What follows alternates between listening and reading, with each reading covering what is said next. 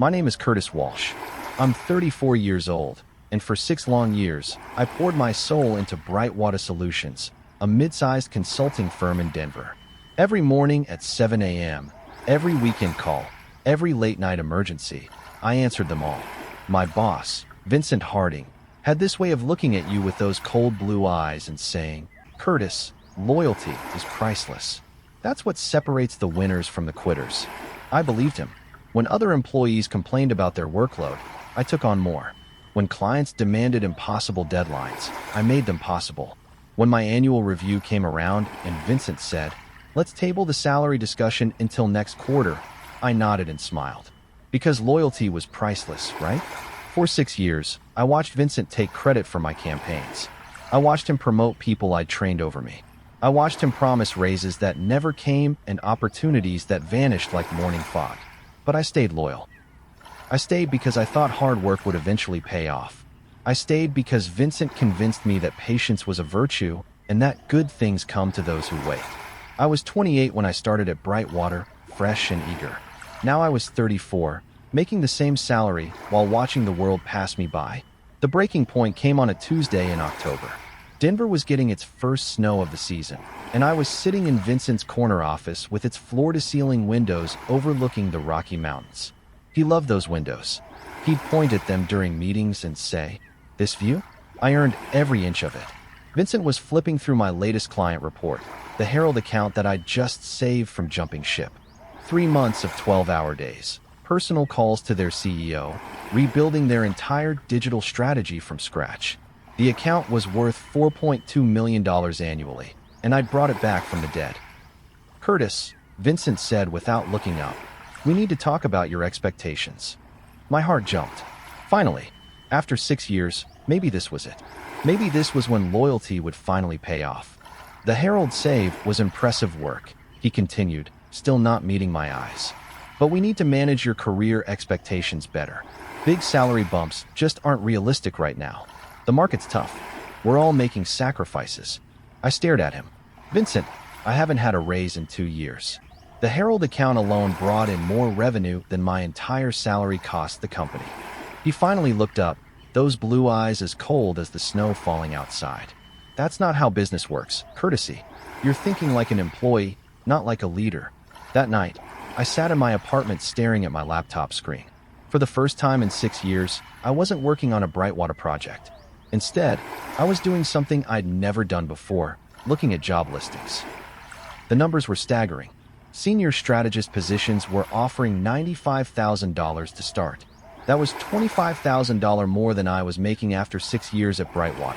Account director roles were posting at $110,000 plus bonuses.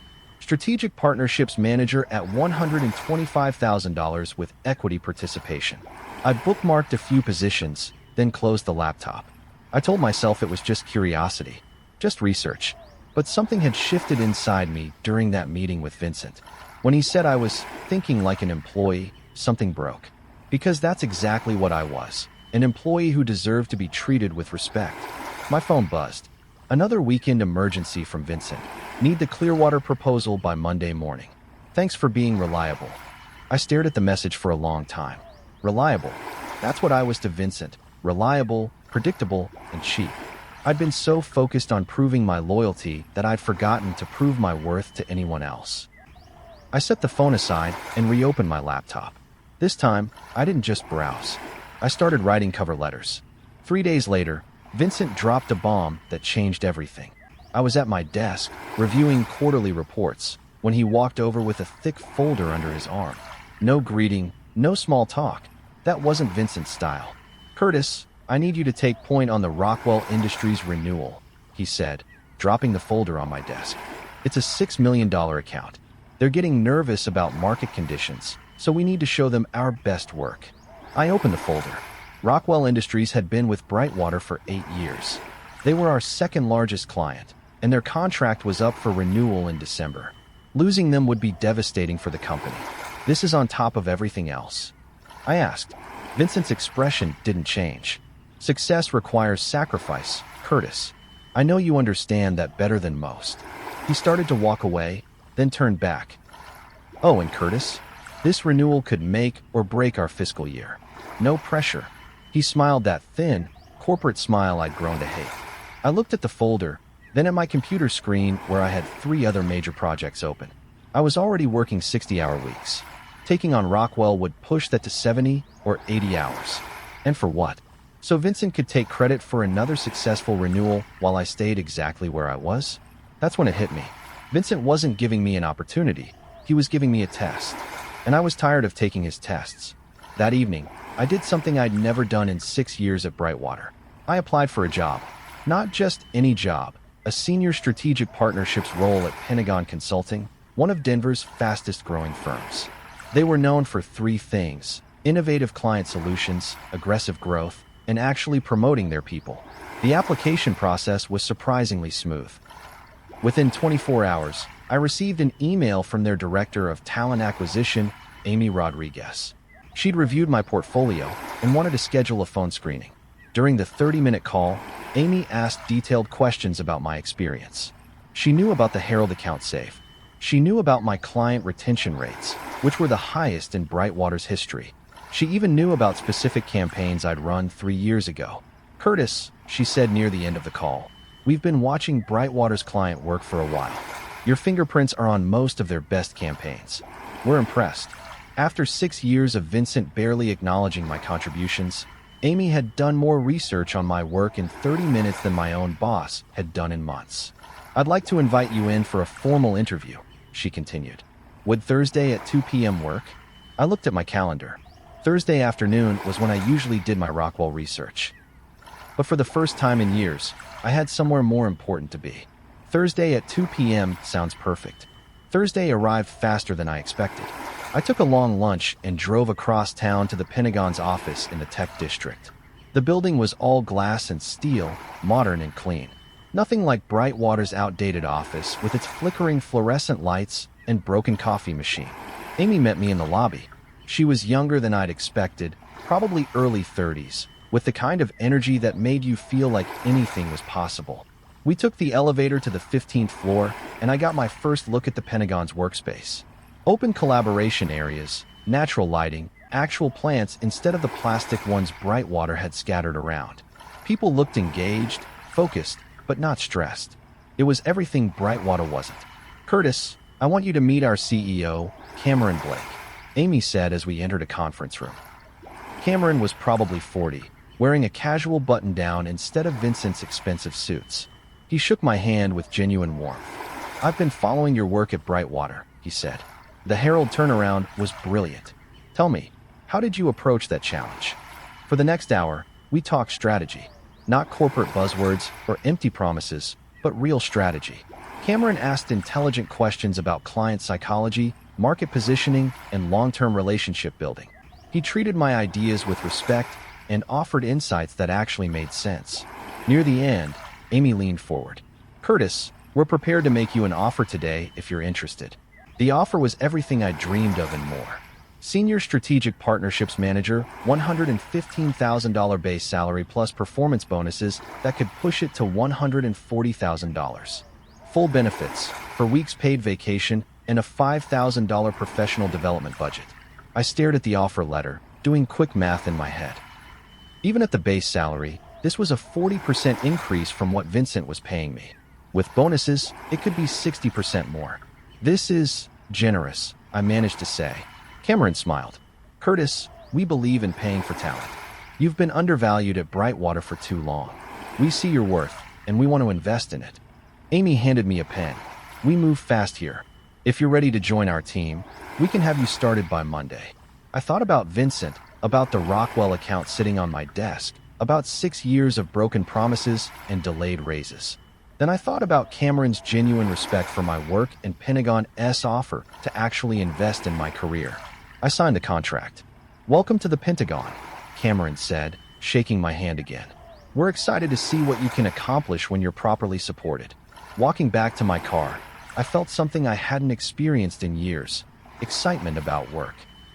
For the first time since I'd started at Brightwater, I was looking forward to Monday morning. But first, I had to tell Vincent I was leaving. And I had a feeling that the conversation wasn't going to go well. Friday morning, I walked into Vincent's office with my resignation letter in hand. He was on his phone, feet up on his desk, talking to what sounded like a golf buddy about weekend plans. He saw me, but held up one finger. His usual power moved to remind everyone that his time was more valuable than theirs. After 5 minutes, he finally hung up. "Curtis, what can I do for you?" I placed the resignation letter on his desk. "I'm giving my 2 weeks' notice." Vincent's expression didn't change immediately. He picked up the letter, read it slowly, then set it down and looked at me with those cold blue eyes. "So you're quitting. I'm moving on to a new opportunity. After everything I've invested in you? After all the trust I've placed in your career?" His voice was getting harder. "And what about Rockwell? You're just going to abandon a $6 million account." I stayed calm. "I'm giving 2 weeks' notice. That's standard professional courtesy. I'll do everything I can to ensure a smooth transition." Vincent leaned back in his chair. "Where are you going?" "Pentagon Consulting." His face darkened. Pentagon was Brightwater's biggest competitor in the Denver market. Vincent considered them a threat, and he'd made disparaging comments about them in meetings. "So you're joining the enemy. After 6 years of loyalty, you're stabbing us in the back." "Vincent, this isn't personal." "Like hell it isn't." He stood up, pointing at me. "You know what this is? This is betrayal. Pure and simple. I gave you opportunities. I mentored you. And this is how you repay me." I looked at him, really looked at him, and saw Vincent clearly for the first time. The man who'd convinced me that loyalty was priceless while paying me pennies. Who'd taken credit for my work while denying me advancement. Who'd made me believe that patience was a virtue while he built his career on my back. "You're right about one thing," I said quietly. "Loyalty is priceless, but respect has to be earned. And you stopped earning mine a long time ago." Vincent's face went red. "Get out. Pack your things and get out. Don't come back Monday. Don't finish your projects. Just leave." "Vincent, I'm trying to do this professionally. Security will escort you out." He picked up his phone. "And Curtis, don't expect any references from me. You just burned every bridge you had here." 20 minutes later, I was walking to my car with a cardboard box containing 6 years of my professional life. Security had watched me clean out my desk while Vincent made calls in his office, probably already planning how to spin my departure. But as I drove away from Brightwater for the last time, I wasn't angry or sad. I was relieved.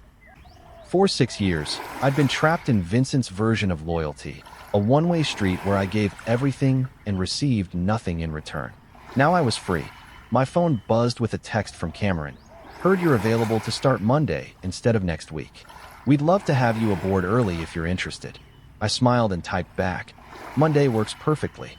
Vincent thought he was punishing me by cutting my notice period short. Instead, he'd just given me the gift of starting my new life sooner. Monday morning at the Pentagon felt like waking up from a long, frustrating dream.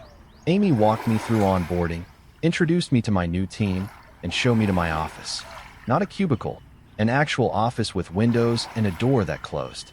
"Your first week is about getting settled and understanding our current client portfolio," Amy explained. "But I wanted to mention something interesting. We've been tracking some movement in the market. Rockwell Industries has been asking around about other consulting options." My ears perked up. "Rockwell? You know them?" I almost laughed. I was supposed to be managing their renewal at Brightwater. It's a $6 million account. Amy raised her eyebrows. "Was supposed to be?" Vincent pulled me off the account when he fired me on Friday. He was upset about my departure. "Interesting." Amy made a note on her tablet. "Well, if Rockwell is shopping around, maybe we should see if they're interested in what we have to offer." That afternoon, Cameron stopped by my office. "Curtis, I heard about the Rockwell situation. I want to be clear, we didn't hire you to poach clients from your former employer. We hired you because you're talented." "I understand." That said, he continued with a slight smile, "if former clients reach out to you independently, that's just business. And if they're unhappy with their current service level, well, that's not our problem." I nodded. Of course. What I didn't tell Cameron was that I'd already received a LinkedIn message from Rockwell's CEO, Keith Harold, no relation to the other Harold account. The message was simple. "Curtis, heard you moved to the Pentagon. We should catch up soon." The call came on Wednesday. Keith Harold's voice was familiar. I'd spoken with him dozens of times over the years while managing various Brightwater projects for Rockwell. "Curtis, I'll be direct. Since you left, things have gone downhill fast. Vincent assigned some junior associate to our account. Kid's enthusiastic, but has no idea what he's doing. Our quarterly strategy review was a disaster. I listened carefully, taking notes. Look, I know you can't badmouth your former employer, and I respect that. But I need to ask, are you available for freelance consulting work? Keith, I'm with the Pentagon full-time now, but we do take on strategic partnerships. What kind of consulting are you looking for? The kind that actually understands our business. The kind we used to get when you were our point person. I'd be happy to set up a meeting between you and my team at the Pentagon. We could discuss a potential partnership. Curtis, I'm going to be honest with you. Rockwell has been with Brightwater for 8 years. We've been loyal clients. But loyalty has to work both ways. When you left, our service quality dropped off a cliff. If the Pentagon can offer us the level of service you used to provide, we're ready to make a change. My heart was pounding, but I kept my voice steady. I think we can arrange a meeting very soon. The meeting took place the following Monday in the Pentagon's main conference room. Keith brought his CFO and head of marketing. Cameron and Amy joined me at the table. Keith didn't waste time with pleasantries. Let me explain our situation. We're in a critical growth phase. Our market expansion depends on having strategic consulting support that actually understands our industry. For years, Curtis provided that support through Brightwater. Now he's gone, and frankly, we're not confident in their ability to serve our needs. Cameron nodded. We understand that transitions can be challenging. What specific areas are you looking for support with? Market analysis, competitive positioning, and digital transformation strategy. Basically, everything Curtis used to handle for us. Amy slid a proposal across the table. We'd worked on it over the weekend, outlining exactly the kind of comprehensive support Rockwell needed. Keith reviewed it quickly. This is exactly what we're looking for. And your pricing is actually 15% lower than what we're paying Brightwater. We believe in competitive value, Cameron said. When can we get started? Keith looked at his team, then back at us. How soon can you take over the account? Immediately, I said. Then we have a deal. Keith stood and shook Cameron's hand. We'll notify Brightwater this afternoon that we're terminating our contract effective immediately. As they left, Amy turned to me with a grin. That was $6 million in new business in one meeting. Not bad for your second week. I smiled, but I was already thinking about Vincent's reaction when he got Keith's call. Vincent's reaction was exactly what I expected, but somehow worse than I'd imagined. The first sign was a company-wide email that hit my inbox Tuesday morning. Someone at Brightwater had forwarded it to me. Subject: professional standards and competitive ethics. Team, it has come to my attention that confidential client information may have been compromised during recent personnel changes. We take client confidentiality extremely seriously, and any violations will be prosecuted to the fullest extent of the law. Additionally, several clients have been approached by competitors using inside knowledge of our business relationships. This appears to be a coordinated effort to damage our reputation and steal our accounts. If anyone has information about these unethical practices, please contact me immediately. Vincent Harding, Managing Director. I read the email twice, my stomach sinking. Vincent wasn't just angry. He was trying to destroy my reputation. He was implying that I'd stolen confidential information and used it to poach clients. My phone rang. It was Amy. Curtis, did you see the email? I saw it. This is serious. Vincent is essentially accusing you of corporate espionage and client poaching. Amy, I want to be completely clear. Rockwell approached me. I never reached out to them, and I certainly never shared any confidential Brightwater information. I believe you, but we need to protect both you and the Pentagon. I'm bringing our legal team into this. An hour later, I was sitting across from the Pentagon's General Counsel, Maria Santos. She was sharp, professional, and clearly unimpressed with Vincent's tactics. Curtis, walk me through exactly what happened with Rockwell, she said. I told her everything. Keith's LinkedIn message, the phone call, the meeting. Maria took detailed notes. This is actually good for us, she said finally. You have documentation showing that Rockwell initiated contact. You never solicited them, and you certainly didn't share confidential information. Vincent's email is actually defamatory. What does that mean? Maria smiled coldly. It means Vincent Harding just made a very expensive mistake. By Thursday, Vincent's defamatory email had backfired spectacularly. Maria had crafted a detailed cease and desist letter, documenting the timeline of events and making it clear that Vincent's accusations were false and legally actionable. But the real damage was coming from an unexpected source: other Brightwater clients. Amy walked into my office with a stack of messages. "Curtis, you need to see these. We've had 5 different companies reach out to us since Monday. All former Brightwater clients asking about our services." I flipped through the messages. Clearwater Industries, Herald Group, Sterling Technologies, Alpine Marketing, and Bridgestone Financial. Companies I'd worked with for years at Brightwater. They're all saying the same thing. Amy continued. "Service quality has dropped since you left. Vincent is scrambling to manage accounts he doesn't understand. Projects are behind schedule, and clients are frustrated." My phone rang. The caller ID showed a number I recognized: Herald Group CEO. "Curtis, it's Patricia Williams. I hope you don't mind me calling directly." Patricia had been one of my favorite clients. Smart, direct, and always appreciative of good work. "Of course not, Patricia. What can I do for you? I heard you moved to the Pentagon. I also heard Vincent Harding is spreading some nasty rumors about you stealing clients." My stomach tensed. "Patricia, Curtis, stop. I've worked with you for 4 years. I know exactly who you are and how you operate. Vincent's accusations are garbage, and anyone who's actually worked with you knows it." I let out a breath I didn't realize I'd been holding. More importantly, Patricia continued, "Herald Group needs real strategic support, not whatever Vincent is trying to pass off as consulting these days. Are you available for a conversation about bringing our business to the Pentagon?" By the end of the week, the situation at Brightwater had deteriorated into full crisis mode. 3 more clients had jumped ship, taking their business to Pentagon or other competitors. Vincent's attempt to discredit me had instead highlighted how many clients preferred working with me over Brightwater's remaining staff. Friday afternoon, I received a call I wasn't expecting.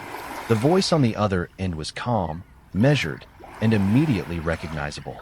"Curtis, this is Harrison Bright." Harrison Bright was the founder of Brightwater Solutions. He'd built the company from nothing 20 years ago, then stepped back from day-to-day operations when Vincent joined as managing director. I'd only spoken with him a handful of times, but he'd always been respectful and professional. "Mr. Bright, hello. Curtis, I want to apologize for how your departure was handled.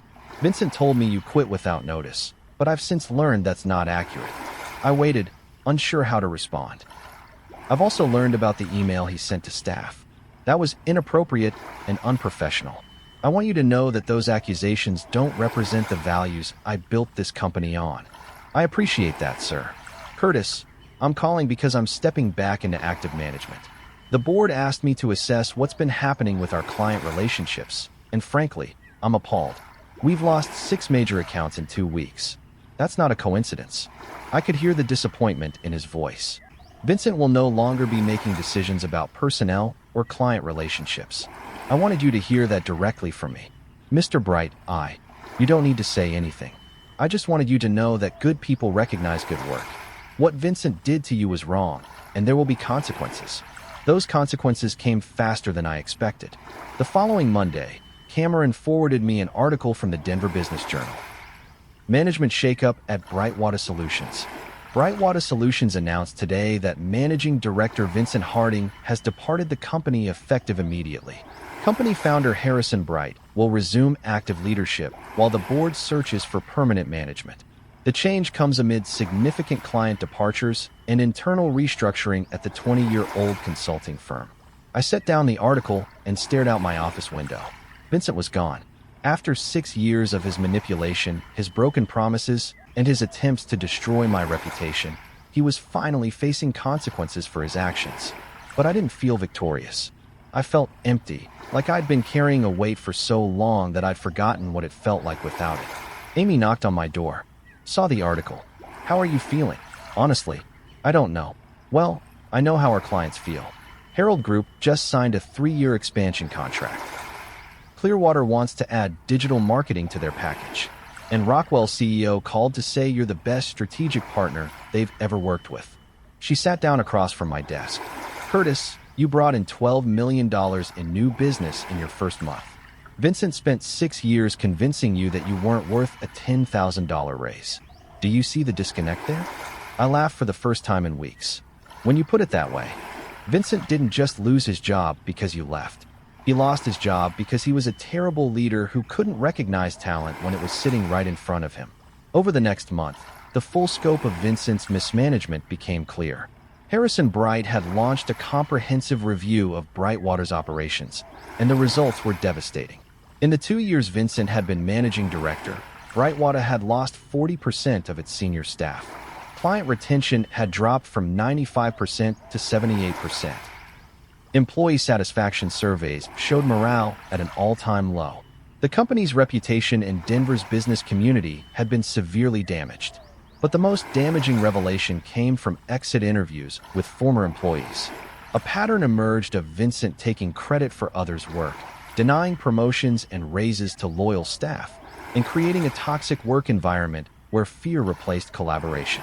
I learned all this from Marcus Chun, a former Brightwater colleague who'd also jumped ship after my departure. "Curtis, you were just the tip of the iceberg," Marcus told me over coffee.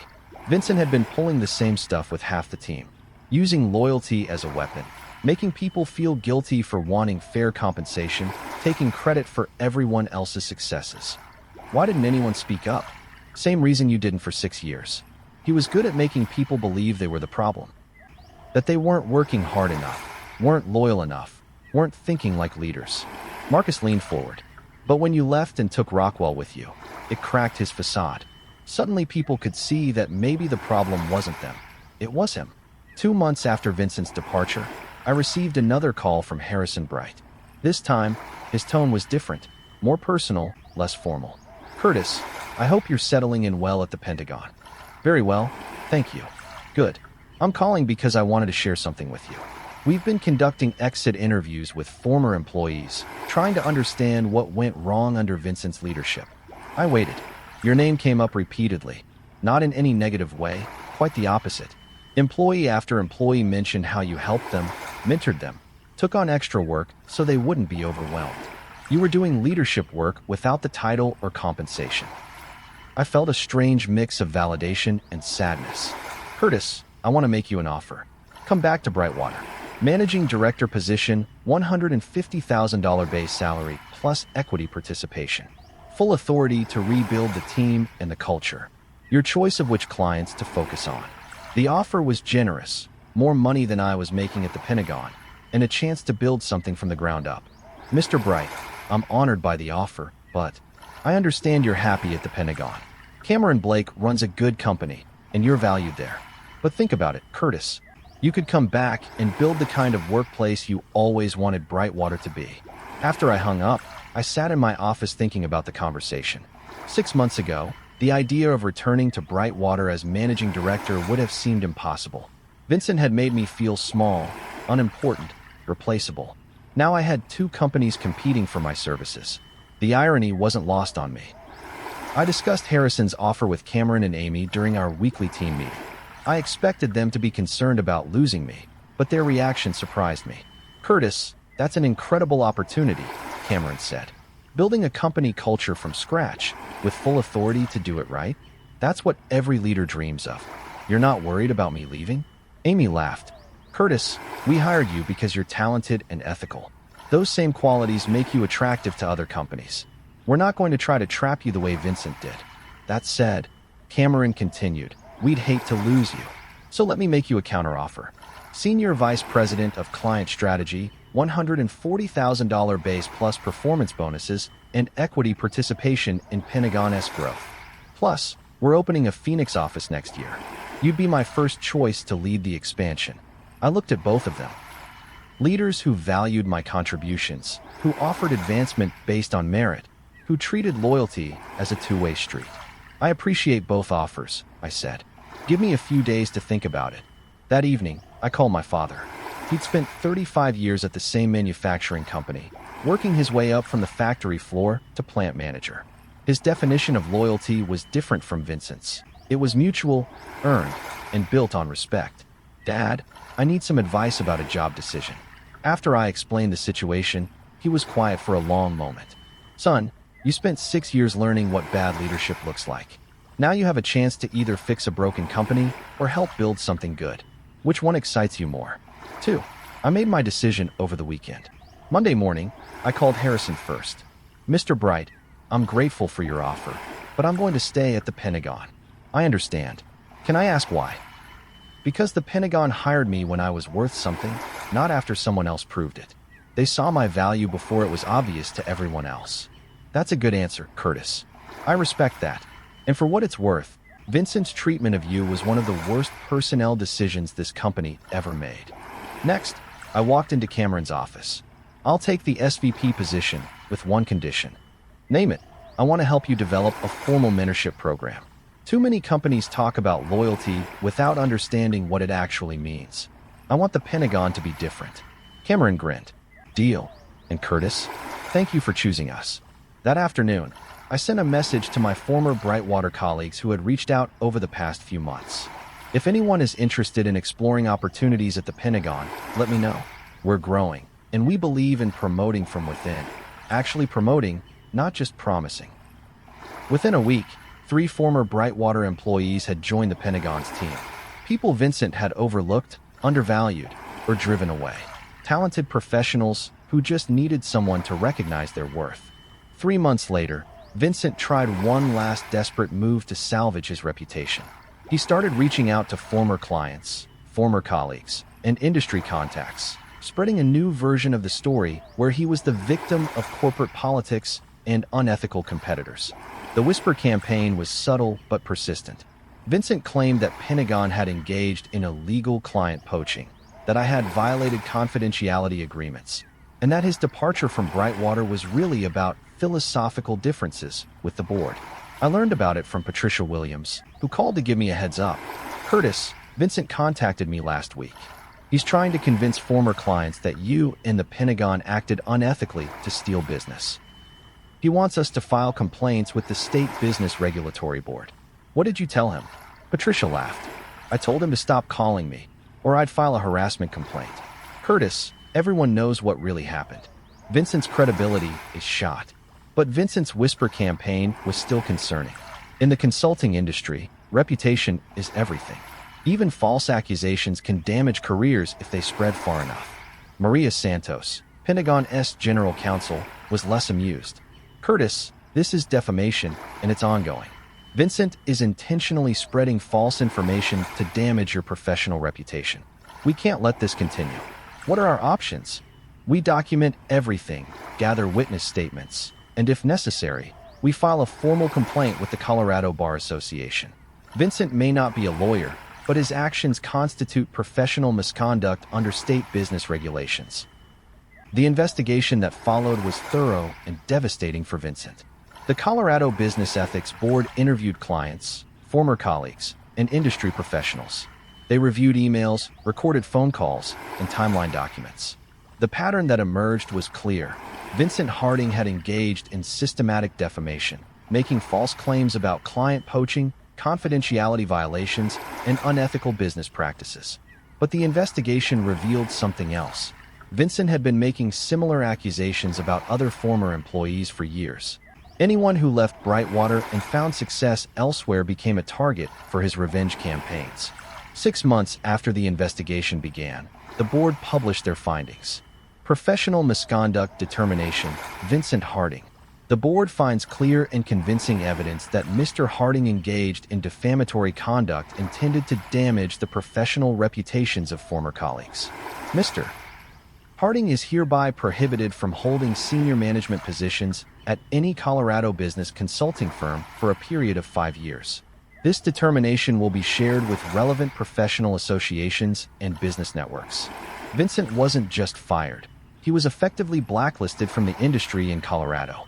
His professional reputation was destroyed, his career was over, and his attempts to drag others down with him had backfired completely.